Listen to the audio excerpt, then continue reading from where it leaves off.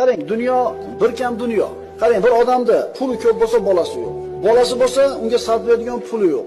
Bir odamning ayoli soliha, lekin farzandi yo'q. Yana bir odamda qarasangiz, farzandlari serob, lekin bular noqobil. Demak, nuqson, kamchilik bu dunyoda bo'ladi. Bir kam dunyo bo'lishligi siz bilan biz uchun yaxshi birodarlar. Toki shu dunyoda g'am tashvishidan zerikamiz, Alloh taoloning huzuriga ketishlikka oshiq bo'lamiz.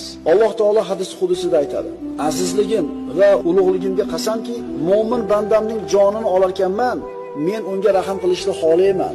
U qilgan har bitta xato uchun uni jazolayman. Jasadidagi kasal yoki rizqidagi torlik bilan sinayman. Molidagi yoki bolasidagi musibat bilan jazolayman. Shunday qilib musibatning orqasidan gunohlarni yo'raman.